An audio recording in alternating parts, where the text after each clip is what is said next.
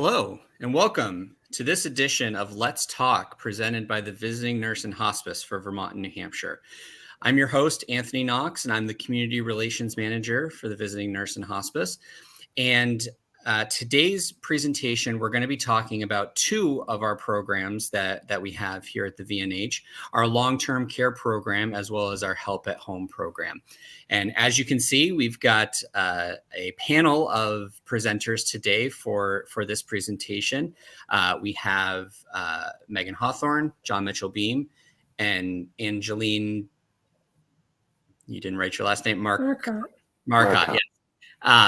And to talk about both of our programs. So we're just going to go around first, round robin style, and do some introductions. So Megan, why don't we start with you and just give us a little bit of a background, your role within the VNH, and anything else that you think is important for us to know. Okay. Hi, Anthony. So I'm Megan Hawthorne. I'm the Director of Long-Term Care Services with the VNH. I've been with the VNH for about 10 years. I started as one of the social workers, and then I moved into long-term care about 3 years ago. And so that's my history with the VNH. Perfect. Now, John, how about you? Good afternoon. John Mitchell-Beam. I have been with the agency for 9 years. I've been had many different roles within the agency, and most recently with the long-term care services for the last 2.5 years. I've been in the medical field for 17 years, and 12 of those years have been in home care, which is really where my passion is. Awesome. And Angeline.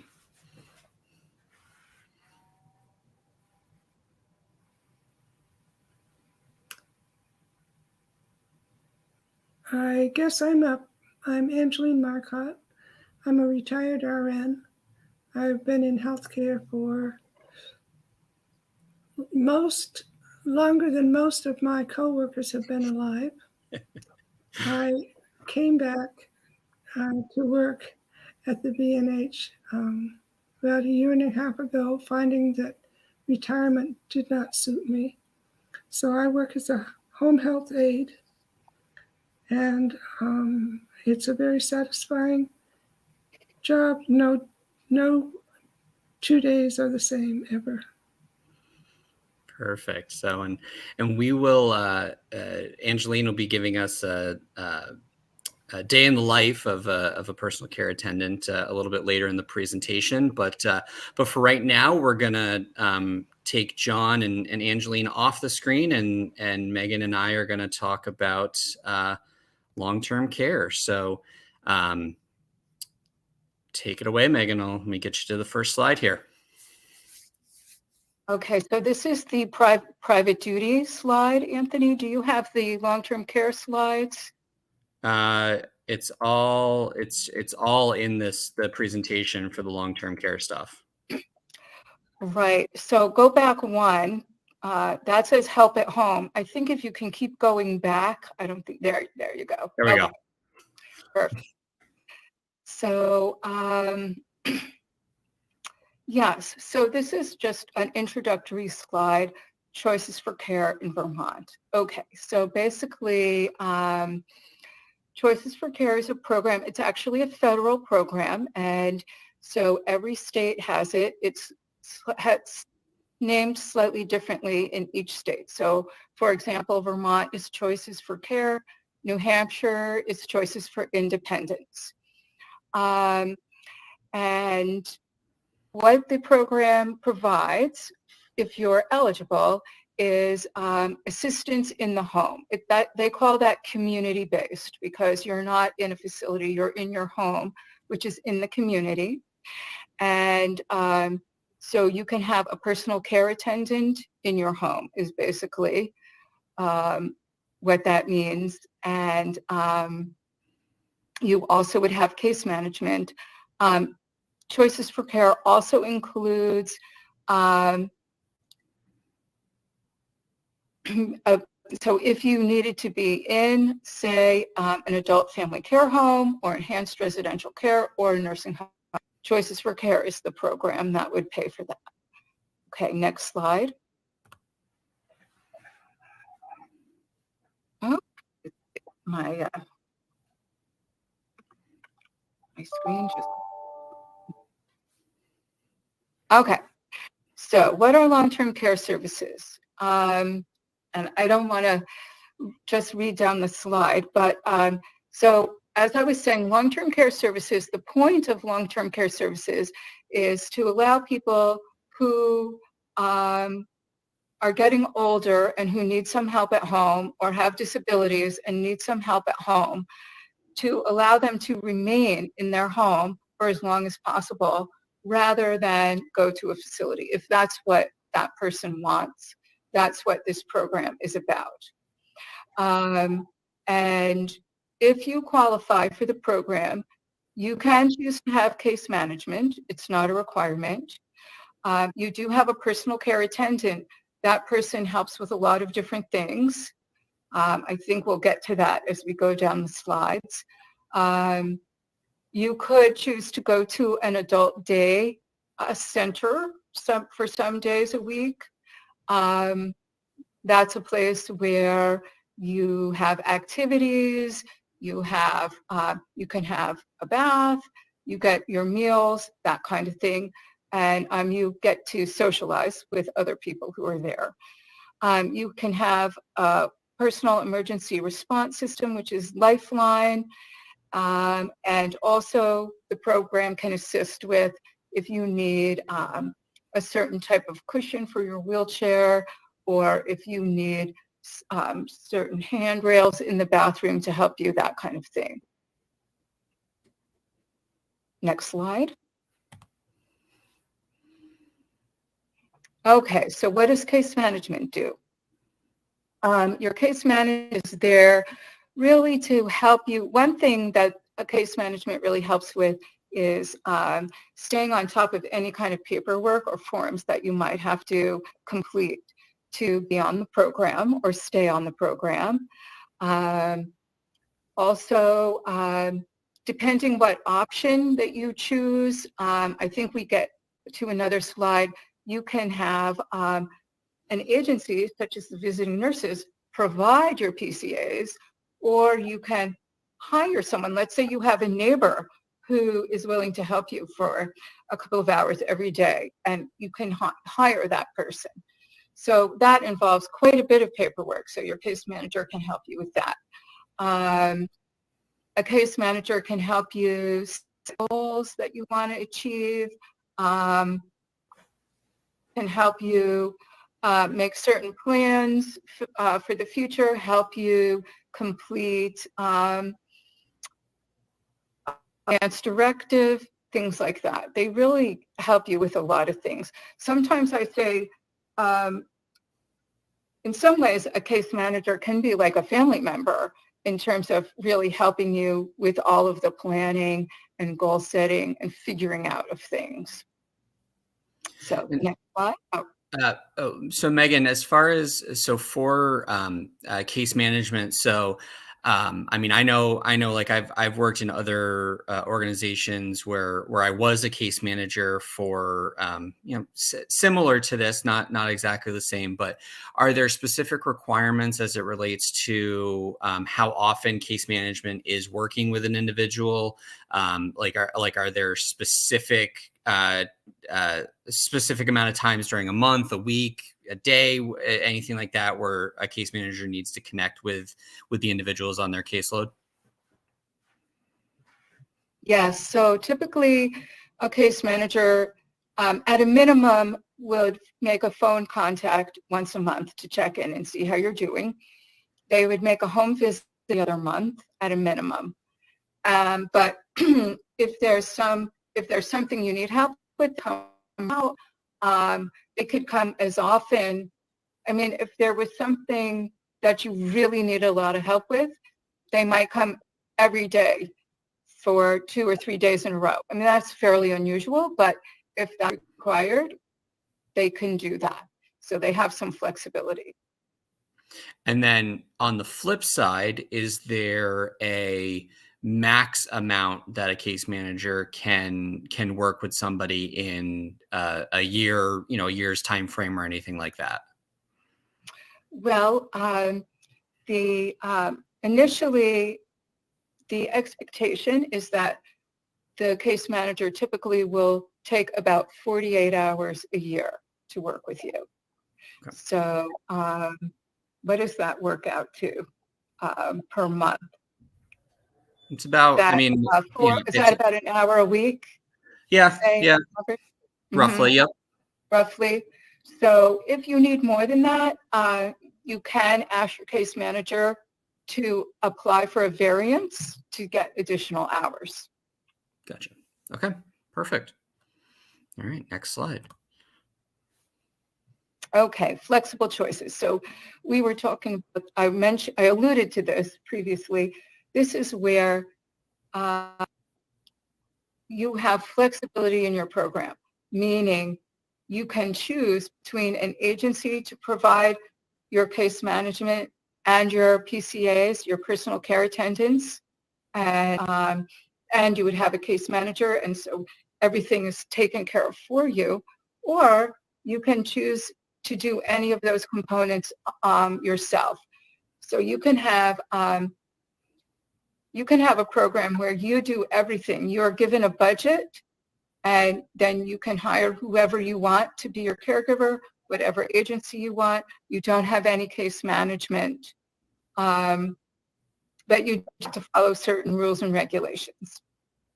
So that's one option.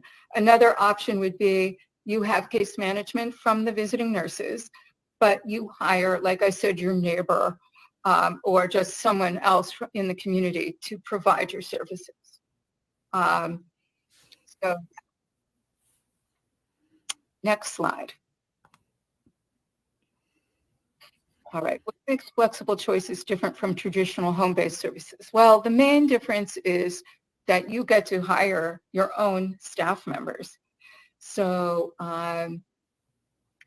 so one thing is that typically an agency isn't able to supply that many hours. Like sometimes we might be able to provide 3 hours a day, 5 days a week. That would be a maximum. We rarely do more than that. But if you were approved for more than that, then you could go ahead and hire someone in the community. So that's the main difference between getting an agency to provide personal care attendant or hiring your own personal care attendant. And then, yeah, and I see you can change your budget as your needs change. You can apply for more hours as you need them. Mm-hmm. Okay.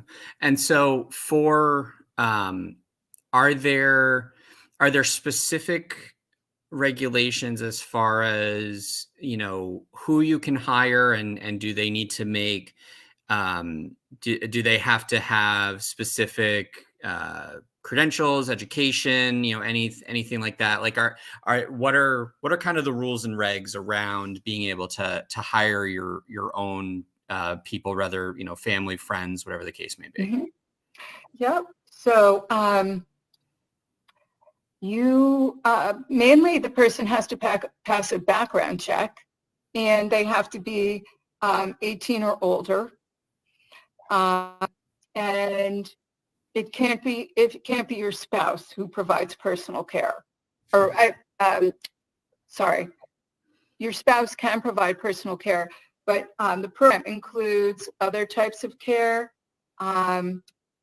that's referred to as like homemaking, sort of doing laundry or cleaning the house. Your spouse can't be paid to do that. Okay, so the spouse could be paid for taking an individual to appointments or out to community events and things like that, but in the home, it would be the expectation that the spouse essentially would be responsible for those homemaking type of things. Oh, it's not quite. That's not quite right, and it's quite complicated. But Okay. basically, So there's personal care. Sometimes we call those activities of daily living. Okay. And then there's homemaking, which is IADL, independent. What is that? I'm blanking. I have to, but it's I think it's independent activities of daily living. So there's two categories of activities. And so your spouse is allowed to be paid for providing personal care, like helping you get dressed, helping you take a shower, that kind of thing. Your spouse can be paid for. Everything else, the spouse can't be paid for. So laundry, cooking, but also taking you to appointments. Those things are not considered, the ADLs, and so they don't get paid for that. Okay. Gotcha. Yeah. And then as far as the VNH being a organization that can provide the long-term care, case management and PCAs and things like that, from your your perspective as the director of the program, do we have individuals that we're case managing and that they're hiring their own PCAs? Is there kind of a good balance? Do we have more that we're providing more of the PCA coverage, or, kind of how does that all break down? So I might have to get a little clarification there, Anthony, but so typically some people do have some hours provided by us and then some provided by someone that they've hired. In fact, that's very common. Okay. So a good portion of the people we take care of have that combination. So that's another reason why it's called flexible, because it really is quite flexible. So it's not an all or nothing, basically. Correct. It's, you can balance it between yourself and working with the VNH. Yes. Perfect. Correct. Mm-hmm. All right. Excellent. Is there anything else as far as from the long-term care side of things that you want to make sure that people are aware of? Because this is the last slide in your section of slides. I think the main thing that I want people to be aware of is that Medicare does not pay for this program. I think that there was a study that was done at one point, this was a couple of years ago, that showed that a high percentage, around 80 or 85% of Vermonters were under the impression that Medicare would pay for you to have a personal care assistant if you needed one. But that is not the case. You have to apply for Medicaid in order to get that personal care assistant. So I think that it's just good to be aware of that. And, if it's something where, so the Medicaid financial eligibility requirements for this program are broader than straight community Medicaid. So if it's something that you think, oh, this might be something that I'm going to need, but I'm not sure, I would invite people to call Senior Solutions or consult with their financial planner about if this is going to be something that they might need, and if so, what kind of planning should they make for that? Perfect. All right. Well, thank you, Megan, for going through long-term care, and I'm gonna scoot you off the screen here for a few minutes and bring back John and Angeline as we now dive into the help at home portion of this presentation. So John and Angeline, I'm gonna let you take it away, and I'll jump to the first slide. All right. Thank you, Anthony. So the Help at Home program is a private duty, private pay program here at the VNH, who provides personal care assistance to individuals with the goal to keep them safe at home for as long as possible. One of the first questions we usually get asked is who initiates the services? And unlike all of the other programs outside of long-term care program, it could be a self-referral. It can be a loved one who makes the referral, a son, a daughter, a concerned neighbor that's involved with your care can reach out and ask for some services from the Help at Home program. There is no referral needed from a doctor or a primary care provider, or if you've had a hospital stay.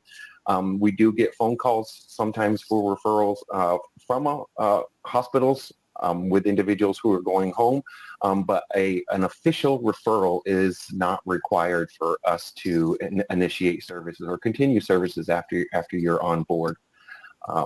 So it's a much easier process than the other programs at the VNH, where we don't have to get a medical professional involved. All right. So one of the other thing that we want to figure out first is, what are the goals? What kind of help do you need in the home for personal care, for housekeeping, errands, respite, medication reminders? We'll individualize or tailor a plan to what those goals are for that individual. This is not a cookie cutter service, so things are, like I said, very individualized, and we have that discussion immediately when services are initiated. And they're not set in stone, they're adjustable. So as needs change or increase or need to be decreased, we're flexible with that. We can retailer services to meet the needs of the individual.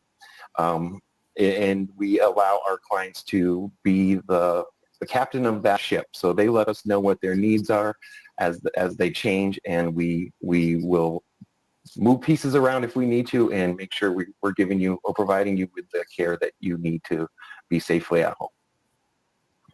Excellent. Again, we tailor visit length and frequency to the needs of the client. The Help at Home program has a minimum of 4 hours per visit, and they can be up to 12 hours. We also have the capacity at times to provide 24/7 care. And we can do, so that means we can do visits during the daytime, the evenings, and overnights. The only restriction to the amount of the visit frequency or the length of the visit is our caregiver availability. So if we have several individuals who are able and willing to work 12-hour shifts and overnight shifts, then that's what we'll do. So that's really the only restriction. And John, why is there a minimum of 4 hours per visit? Because what if somebody just needed a ride to the doctor and back just for a blood draw, and so maybe they need an hour or something like that? Well, that's really tied to making it beneficial for the PCA. We live in an area, Vermont, New Hampshire, that has some pretty rural towns.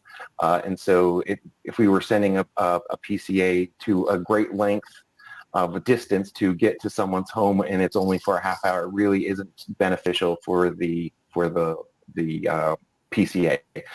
If we can group several visits together at the same time, sometimes we can make adjustments to that, but the standard is a 4-hour minimum.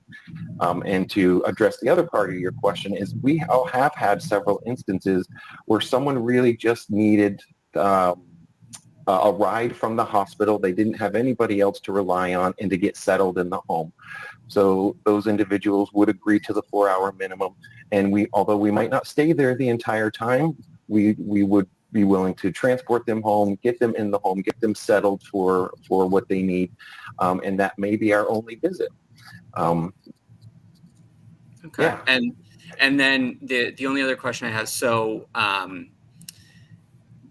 is there, I'm assuming that this is just one individual person at a time, not say for example, there were, a couple of friends who, needed this service and things like that. would a PCA be able to provide support to both of them at the same time to do said community activity or whatever, or does it have to be a one-on-one situation? Well, the regulations stipulate that we provide services to the client and the client only. So we do have actually a couple on services right now where they're both signed up for services. So the PCA splits their time in between the spouses. 4 hours will be spent with this spouse, and then the other 4 hours will be spent with the other spouse, or they alternate which day the spouse is going to get the assistance. So Mrs. may get it on Monday and Mr. may get it on Tuesday. Whatever really kind of works for them and what the PCA's availability is. But again, the specific care has to be individualized for that person who is signed up for services. So it really is a regulation that we adhere to strictly, so that we stay within our guidelines. Perfect. Okay. All right. And then next slide. Yeah, the admission to the Help at Home program, it starts with that phone call, inquiring about services, and if we have caregiver availability, we will schedule an admission phone call. Normally, before COVID, pre-COVID, we would just go out to the home and do the admission, but to minimize contact, we have moved to gathering much of the information over the phone. And the information we gather is basic health information, physical limitations, what type of specific assistance you would need in the home. And we also try to get to know the client a little bit. What do they like to talk about? What is their work history? Were they in the military? Were they homekeeper? Just so that it would give them something to talk about, because a lot of times we go into homes where these individuals don't have a lot of socialization. So they seize that opportunity when the PCA comes in to visit, and they do end up chatting quite a bit, whether it's during a respite visit where they're just visiting, or even when they're just kind of puttering around the house, sweeping or getting the laundry done, folding the laundry. They love to chat. And so this gives them an opportunity to have a little bit of insight about this individual before we send the PCA into the home. The other portion of the admission process is signing the documentation and doing a site review. So we schedule a time that's convenient for the client. We'll go to their home.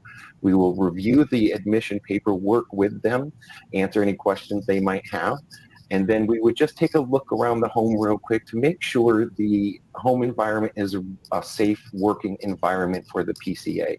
We want to make sure the PCAs are going into homes that don't pose any kind of hazard or risk to them when they're visiting clients.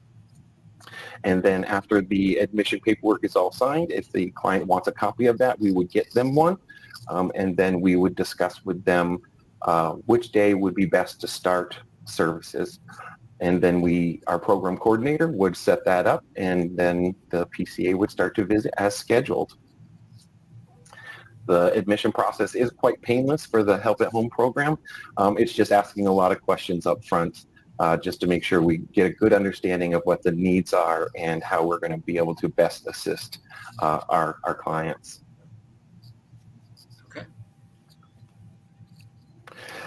This is something we get asked quite a bit. Is there a contract? We do not have an official contract that people are locked into. Services can be paused or discontinued at any time, and there's no financial penalty for that. So if someone goes into the hospital and they need to pause services for 2-3 weeks or what have you, then we'll pause services. If they decide they no longer need our help or they find alternate caregivers, we can discontinue services at any time. The only agreement that is signed is the financial agreement, which indicates the client is aware that they will be billed for services and that they will be expected to pay those invoices upon receipt. There's no penalty for canceling services. We do have a guideline or an expectation that if you cancel a visit, it needs to be within 24 hours before the visit, or that visit will be charged to the client. So that's the only caveat to this piece of the relationship.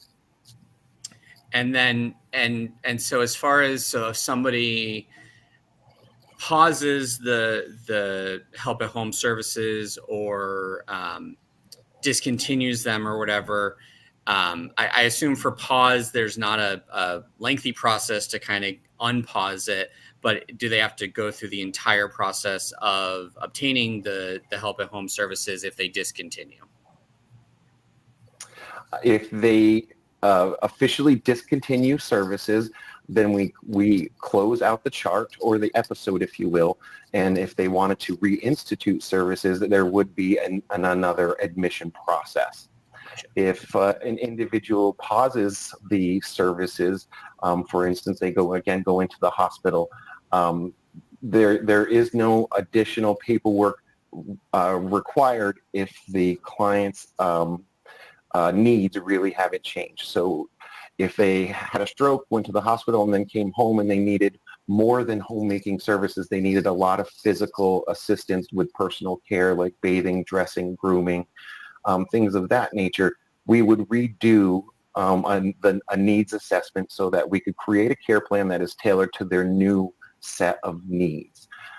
So we don't want to just cookie cutter every situation. So as needs change, we'll redo the care plan. If someone comes home from the hospital, we'll talk to them about the possibility of needing to do a new care plan to directly assist them with what their new needs are. Okay, perfect. Like I said a few moments ago, the Help at Home program is a private duty, private pay program. It costs $35 an hour for the first 40 hours, and anything that exceeds 40 hours is $45 thereafter. Invoices are sent monthly around the 10th of the month.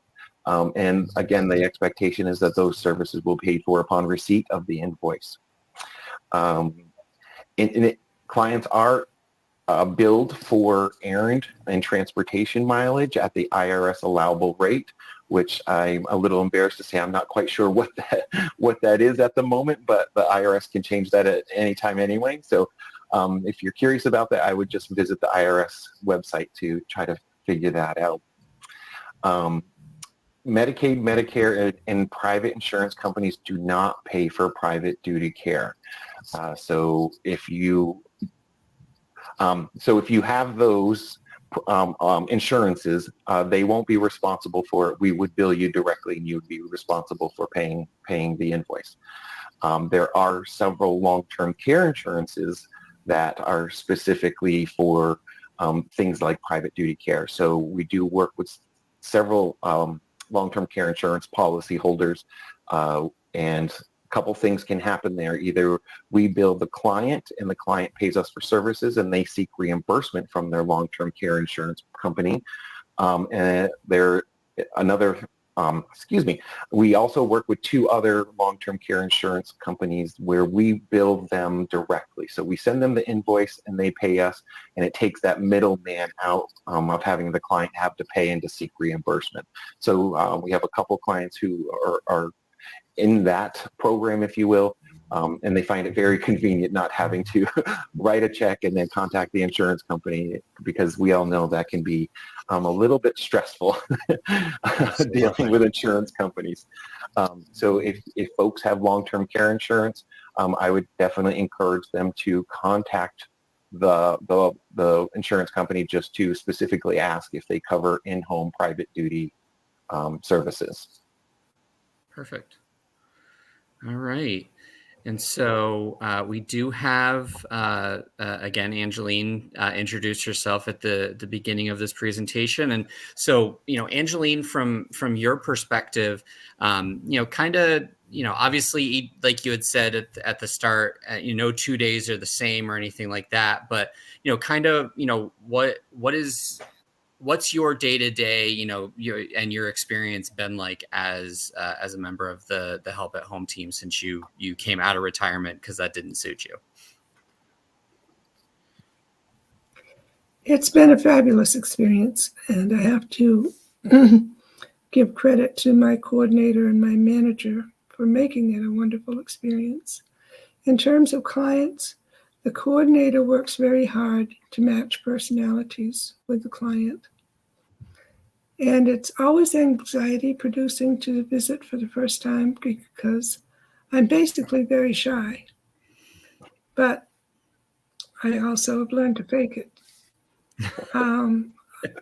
My role is varied. Mostly, I'm referred to as the housekeeper.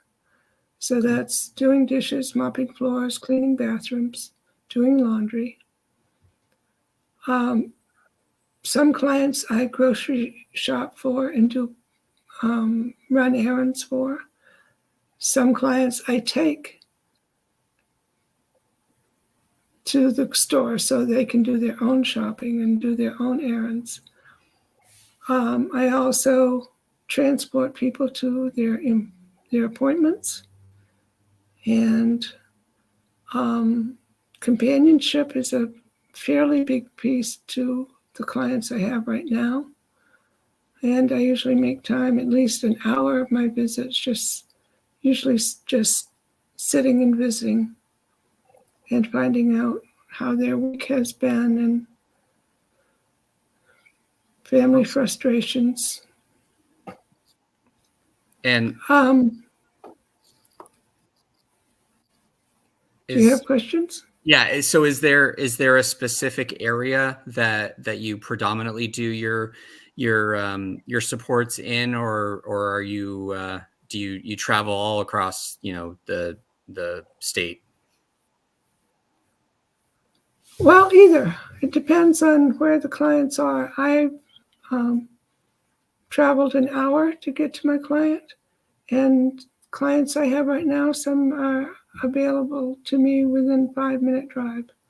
So it depends on who the client is. But yes, we do travel.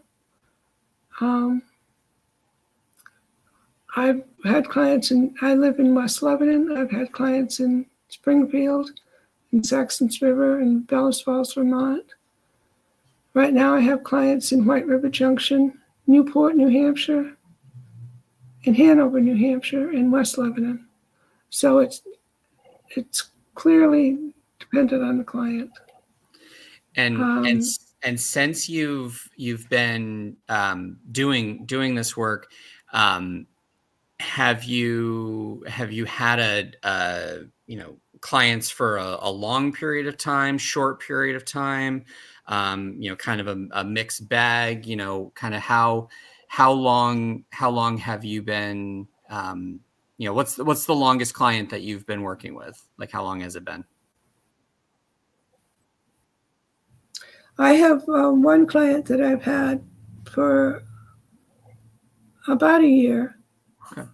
And I've had most of my clients are several months. I've had them miss. One client was in the hospital for a prolonged period. So, but we just resumed his visits when he was moved back home. My clients range in age. I've had people in their early 60s and as old as 95, wow, still managing to live at home. That's awesome. So it is awesome. And one of my quotes that I will say to people is that everyone wants to save the world, but nobody wants to help mom do the dishes. And I feel that actually by doing dishes, I am saving the world one client at a time. Absolutely. And so the most vulnerable population gets to stay in the home. Exactly. Well, that's awesome. So, I'm sure I speak for John when I say I'm glad that you came out of retirement, because this sounds like this is the perfect spot for you to be in to be able to provide this support to those that you're providing the support to. So, and I'll add that Angeline is one of our highly sought after PCAs. Once she gets into a home, people do not want to let her go. And we find that to be true for almost all of our PCAs. Once they get a client gets attached to them, they don't want anybody else. So it definitely shows that they make a true difference in every visit that they make. I am really blessed to work with a fabulous team, and I really think that our piece of the VNH should be called Care at Home, because every PCA that goes into a client's home feels it's a privilege to be there, and they really do care about the people that they serve. Awesome. Well, I'm glad to hear that. And so I'm going to bring Megan back into the frame. So so from any of your perspectives, is there any additional information that people should know about, whether it's long-term care, help at home, care at home, if Angeline gets her way and we change the name eventually, any additional information that people should know about from watching this presentation? I just wanted to thank you, Angeline, for what you shared.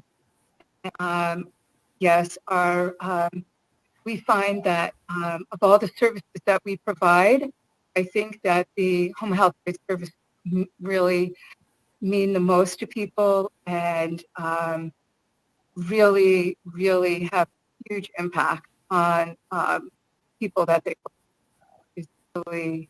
It's really heartwarming, and yeah, I think you're right. I think you are saving the world one person at a time. Yeah, one dish at a time. Yeah. Awesome. Exactly. I did want to just quickly. I just wanted to say this is probably more information than people need, but some might find it helpful. So we help people with activities of daily living. There are 12 activities of daily living. 5 are ADLs and 7 are instrumental activities of daily living. And 5 ADLs are focused on personal care, and the 7 IADLs are focused on support systems and surroundings. Perfect. And John, did you have something you wanted to say? Yes, I would just let people know that caregiver availability changes from one day to the next, and we do have a wait list. So if people are interested in help at home services, you can give us a call and we'll let you know what caregiver availability is, and if it's none, we can offer to put you on a wait list so you can be the next in line for care. So I do know that other agencies like ourselves can struggle to provide all the hours that the community needs, but if you want to get on that wait list, I encourage you to do it sooner rather than later. All right, perfect. And again, all of this information is available on our website, vnhcare.org. All the contact phone numbers, everything that you would need to be able to call and ask any additional follow-up questions related to both long-term care services as well as help at home. And with that, again, I want to thank Megan, John, and Angeline for being a part of this presentation, and keep your eyes peeled for a few more presentations as we continue on with November being home health and hospice month. And again, Megan, John, and Angeline, thank you all so much for being a part of this presentation. Thank you, Anthony. Thank you. It was our pleasure.